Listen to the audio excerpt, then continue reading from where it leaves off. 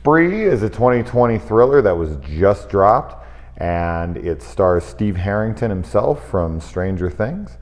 And this is about Kurt, and Kurt is a kid who is obsessed with wanting to become social media famous. So he, can't get any followers, he can't seem to get anything up off the ground.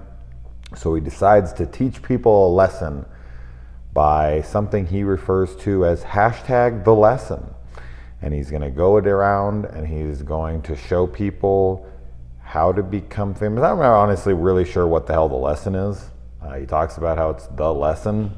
I guess, as I said, it's a lesson on how to become, social media famous, I suppose. And so he goes around in his rideshare car where he drives for an Uber-like service called Spree, and he goes on a killing spree live online.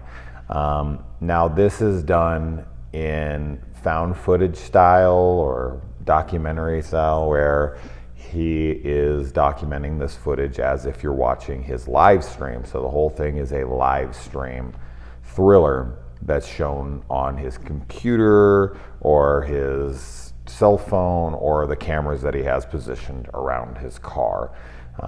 Now the kid who plays Kurt in this, as I said, is the kid from Stranger Things, and I think his performance is solid. Now, the film itself, ironically, because throughout the film people keep blasting Steve, I want to call him Steve, Kurt, for his boring content. Like, come on, man, do something interesting, this and that. And while at first I was really enjoying what was going on, and I actually laughed out loud, and I was like, oh man, we're gonna have some fun with this one. It's like American Psycho in a cab. Like, hell yeah, like I'm down for this movie. It just started to become a little repetitious for me, and I did find myself a little bored with the film, even though I think the performances are fine. It's definitely trying to be some kind of social commentary on how social media can drive us to insanity with this obsession with becoming famous. And, there was another thing about this movie. Now, I don't know how realistic it is or not. I really hope it's not realistic, but he eventually starts to gain a following because he's fucking murdering people on screen. So of course people are going to start coming in there, and I spent a lot of the movie just reading the comments that were coming up on the screen. And as he, escalates and elevates things, so does the comments. So they're like really moving past. And I was trying to focus on that part of the movie, because I'm sure somebody put a lot of work into putting that onto the screen in order to try to make it look more realistic. And I just didn't buy a lot of that. It just felt very fake. I don't see people, but then again, it might be more realistic than I would want to believe. People egging him on and people telling him how lame he is and this and that while he's out there fucking murdering people. If it's real, if that's really what it would be like, man, we live in a really pathetic, sad world. I know there's a lot of trolls online. I know there's a lot of people who post shitty comments. Trust me, I get them myself. But it was, I get what they were going for in the film, but the film just goes a little too over the top. There's moments where I'm just like, oh, come on, get out of here. But there was also a couple WTF moments where I laughed out loud and was like, all right, that was pretty cool. I did like that moment. And then there was an irony to the ending of the film, which I thought was fine, but I didn't really understand what the message of the film was. It doesn't need to have a message per se, but it felt like it was trying to say one. And as I said, I think that's the social media thing can be corrupting to people. But I feel like it kind of got muddled and lost along the way. We only have one other main character, so to speak, and this is a character called Jessie Adams. She's this comedian lady, and he becomes a little obsessed with her because she has such a strong following. She's one of his first pickups, and she kind of keeps coming in and out of the film. And her character, to me, I don't know if we were trying to like her, be sympathetic, or make her realistic, But man, there was a bunch of times where I was like, this chick's a fucking bitch, man.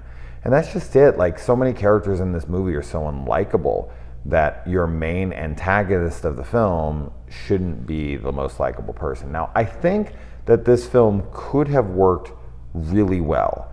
Like, we've seen this kind of stuff before. This is not the first social media thriller or horror movie. They're going to make tons more to come, and they've made plenty before this. I do like the concept. There is a movie called Ride, I think, with a Y, and it's something kind of like this. A guy who's going around in a rideshare type of situation. He's killing people. Now, that one isn't posted on social media, but you have had plenty of those types of films. I just kept finding myself to be either bored, put off by how unrealistic things felt, and trying to figure out if the film was trying to just be edgy and fun, or if it was trying to say something and be serious. I don't really understand. But yeah, I mean, this film is plagued with something that I've been really kind of harping on films for a lot lately, is that every character in the movie is extremely unlikable.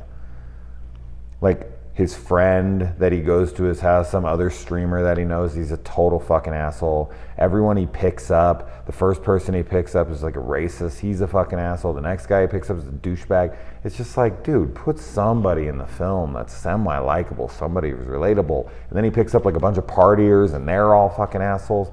You're like, okay, the whole world isn't filled with assholes. So yeah, it was the believability, it was unlikable characters. At the end of it, I didn't really care for it that much. And I was bummed because I liked the trailer. I liked Steve Harrington from Stranger Things. And I thought that, his performance was good, and that this could have went somewhere, that they could have played with it. Because there are some super fun moments. There are moments, something that happens with this Korean DJ, DJ. Yeah, she does something that's so unbelievably unexpected, and I laughed out loud and was like, yes, I need kind of more of that in the film. But yeah, I don't know. I think this definitely be a film that your mileage will vary. I think some people will really dig this one, but it didn't work for me. So I think I've said my piece on it, and that's kind of a shame, but oh well. I did find it funny, though, that in the movie, he kind of keeps getting shit on by people because he's asking people to like and subscribe and to follow his channel and all that, and people are giving him shit, and I'm like, really? Because I'm the only person online that doesn't do that. I'm never like, hey, check out my Instagram, make sure you subscribe, hit that thumbs up, give me a huge thumbs up. I never do any of that shit. If you do it on your channel or whatever, I don't really care. Cool, do what you got to do. You probably have more subscribers than me, and that's probably why. I don't know. But I just found it funny that he gets so much shit for that in the movie, and I'm like, literally every fucking Instagram person or YouTuber or whatever, that's the thing they start with, and that's the thing they end with. And I'm just fast forward every time, oh my God, dude, I get how YouTube works. It's been out for how long now? If I like you, I'll subscribe. If I like the video, I'll press like. I'm not fucking 5, okay? I can understand if you're doing a kids channel, then you literally need to talk to kids and be like, okay, kids, if you like the content, make sure you subscribe, this and that. But for adults, when you're making adult content like I do, I don't need to tell you guys to fucking like and subscribe. That's just stupid to me. But maybe I'm wrong, and maybe that's why, I only have 10,000 subscribers after 3 years. I don't know. But I sure as shit don't want to go around killing people to get subscribers. That seems a little much. But yeah, it's kind of a shame. Because I did start off pretty good, and I was hoping to come in and tell you guys, check this one out, but it's all right, but not for me. Adios.